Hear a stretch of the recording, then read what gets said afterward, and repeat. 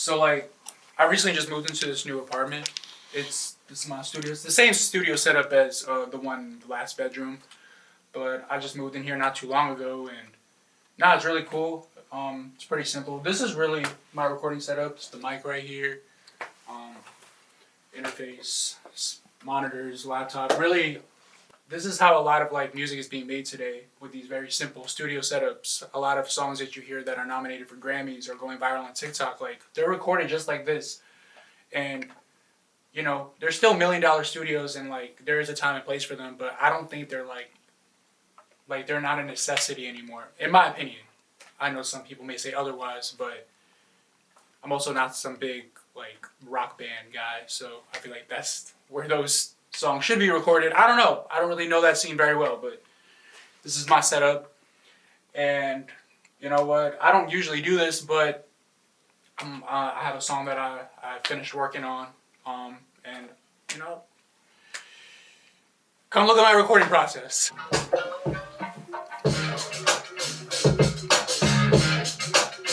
This beat goes hard.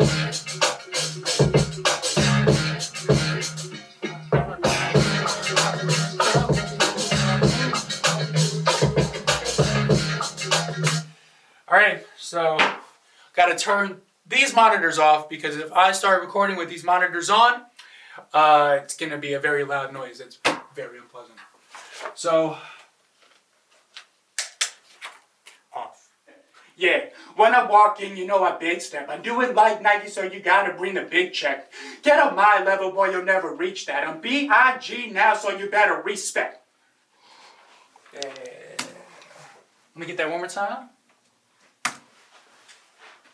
Yeah.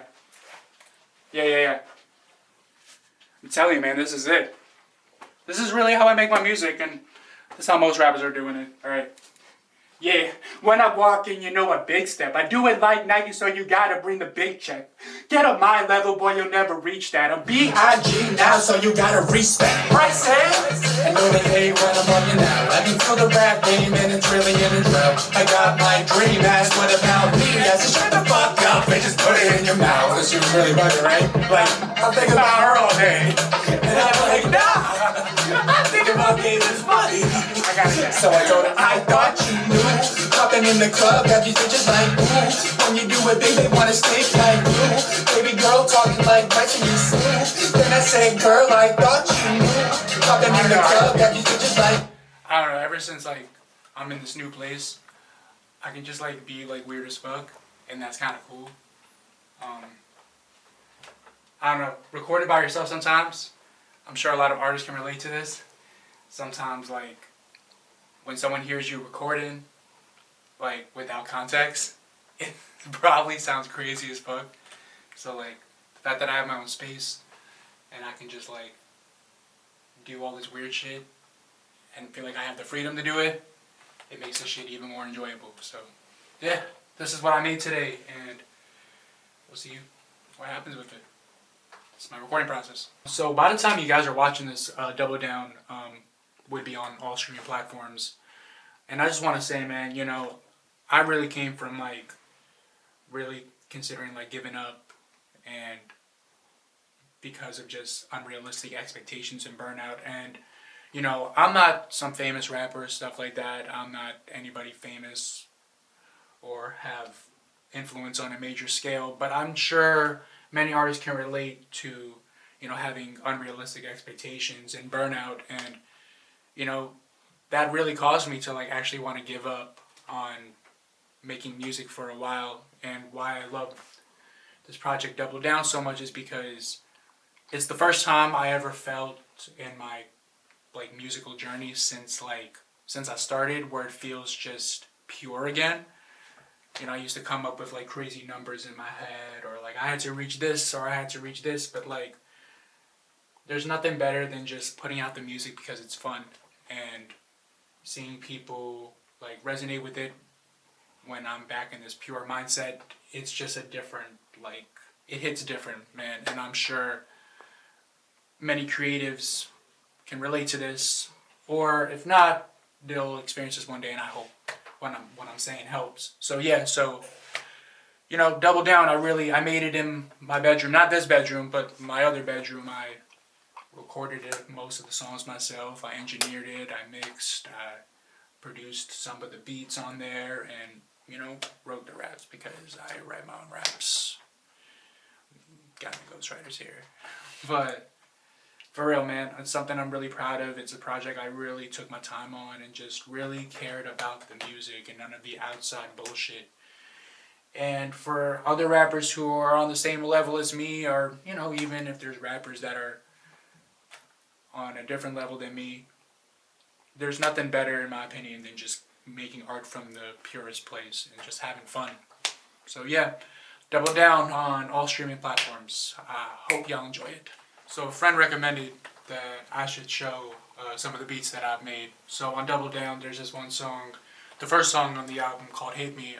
I made that beat, and it's actually one of the beats that I'm really proud of. So this is how I made the beat. I'm going to try to break it down as much as I can. So this is the first sample.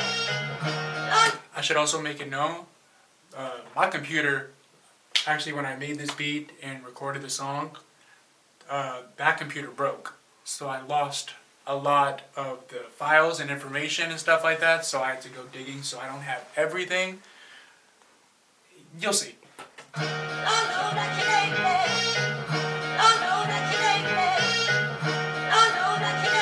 First part I chopped up. So that was like the first part I chopped up, and yeah, I chopped that part up, and then it goes right into. This is the second part I chopped up, and then I figured out this should be the verse section. I mean, the whole thing is just one big verse, but this was gonna be like one part, and then.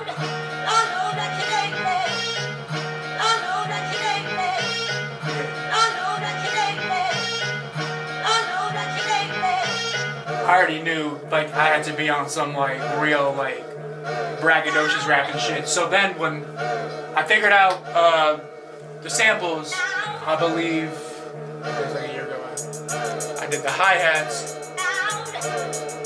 you know, gave it that movement.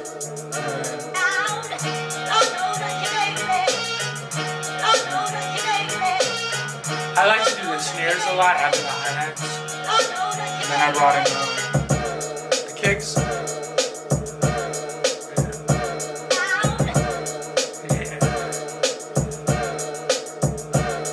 And then, you know, just to add more like oomph to it, I added the bass. I wanted it to really have that boom, you know?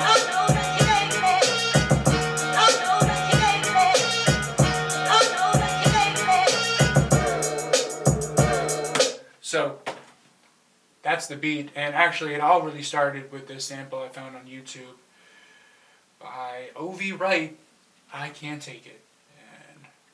And I know should come up soon.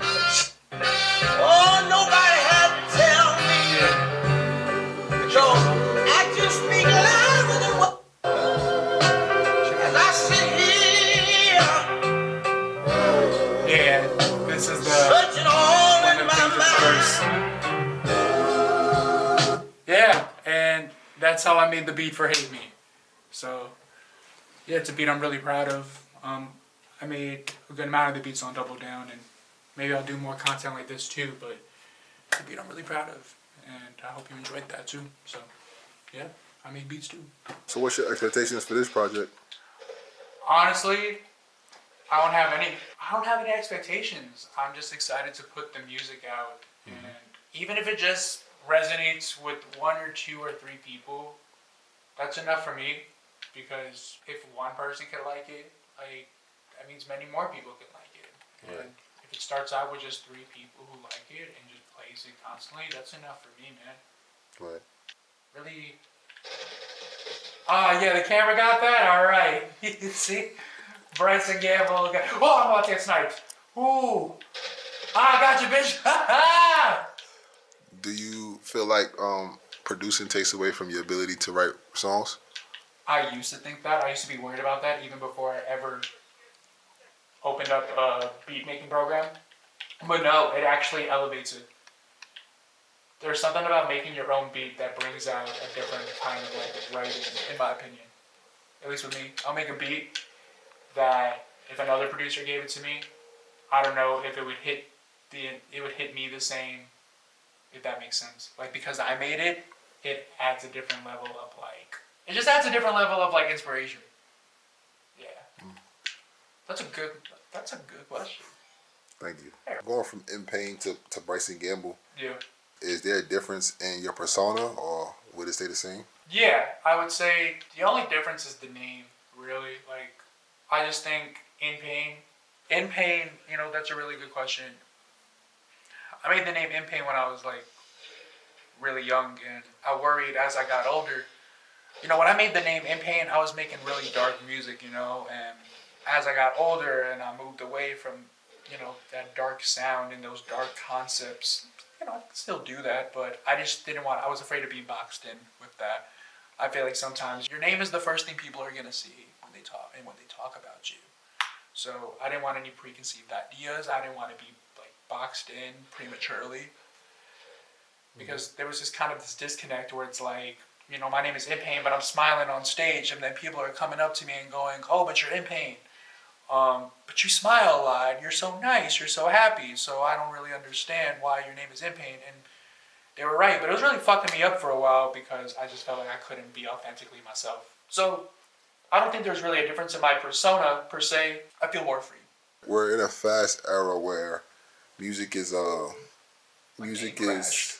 music is put out and it's received and then it's forgotten. Yeah. How are you fitting in that space to like grasp your listeners? Like, what am I gonna do to grasp the listeners? Yeah, like how are you trying to make music that like sticks, like timeless music? I just think it's all about just being me. I think when you're trying to make timeless music, you're not going to make timeless music. I think if you're trying to do something, you're just setting limits for yourself. I mean, there's a difference between trying to do something and then trying hard to do something. And I feel like when you try hard to do something specific, especially in art, you are automatically putting limits on yourself. So I'm not trying to make timeless music. I just hope the music I make can be timeless. I hope it can stick with people for a very long time. And as for this very microwave, here today, gone tomorrow climate, I just think it's all about your intentions. And my intentions is just to make the best music possible. If I really just wanted to blow up quick and make a quick buck, which I don't recommend, I just don't think it would be authentic, you know? I just think what's timeless is your authenticity. Yeah. That's good. Thank you, Bryson Gamble. Thank you, Eric.